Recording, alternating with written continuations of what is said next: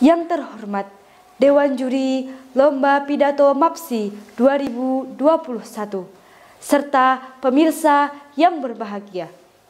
Bismillahirrahmanirrahim. Assalamualaikum warahmatullahi wabarakatuh.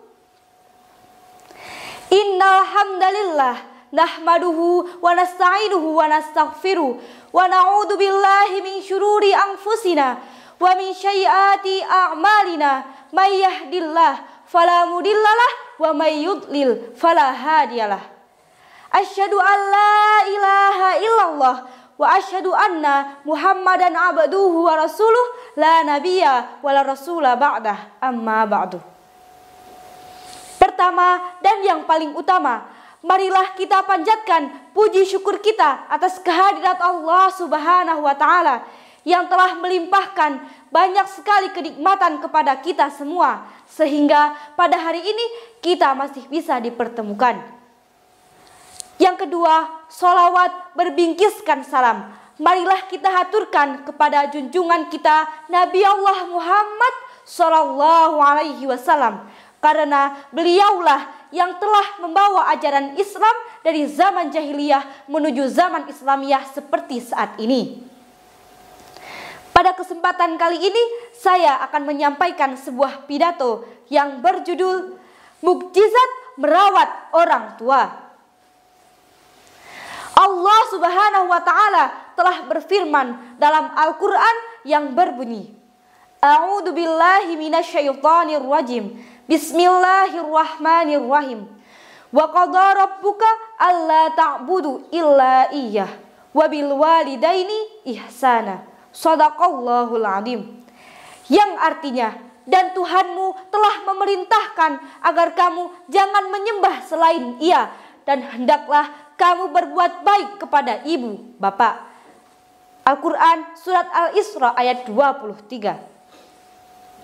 Ketika sang anak telah mendapatkan jodohnya, mendapatkan wanita atau lelaki yang benar-benar bisa merebut hatinya, maka tak jarang orang yang menjadi musuh utamanya adalah orang tuanya sendiri.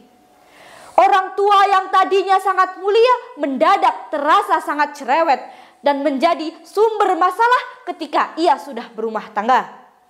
Apalagi bila si anak laki-laki tak bisa menyatukan hati sang istri dengan hati sang ibundanya.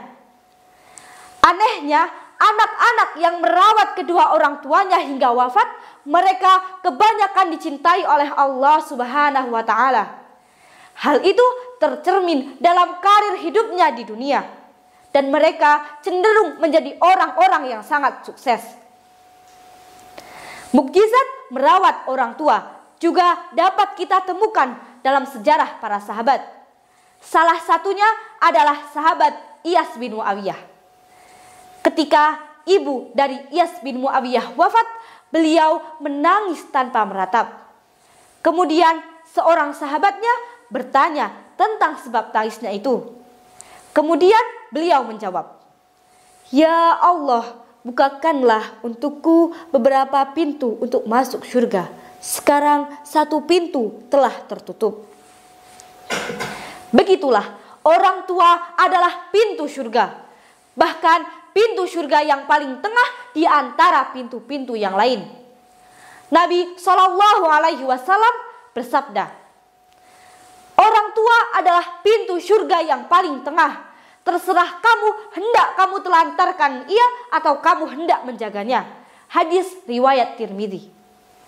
Maksud dari pintu surga yang paling tengah adalah pintu yang paling bagus dan pintu yang paling tinggi. Dengan kata lain, sebaik-baik sarana yang dapat mengantarkan seseorang ke dalam surga dan mengangkat derajatnya di hadapan Allah Subhanahu wa Ta'ala hanyalah dengan mentaati orang tua dan menjaganya. Maka dari itu, bersyukurlah kita memiliki orang tua, karena di depan kita masih ada pintu surga yang terbuka sangat lebar.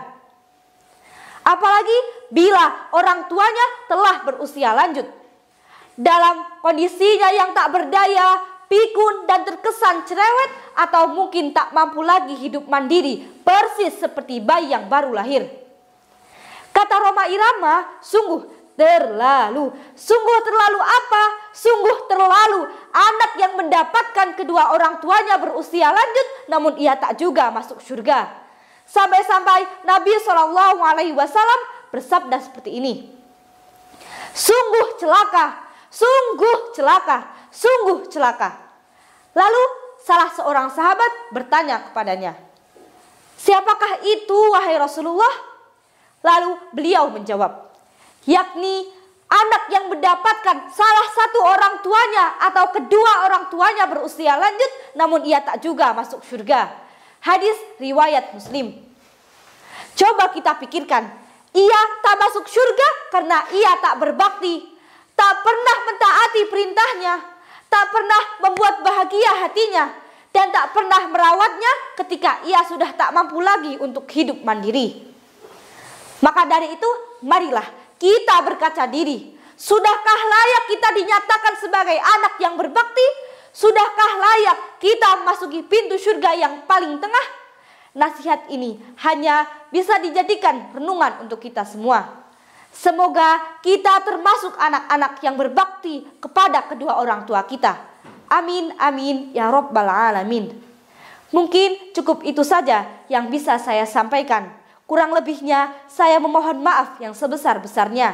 Saya akhiri, astaghfirullahaladzim. Nun wal qalami wa ma yasturun.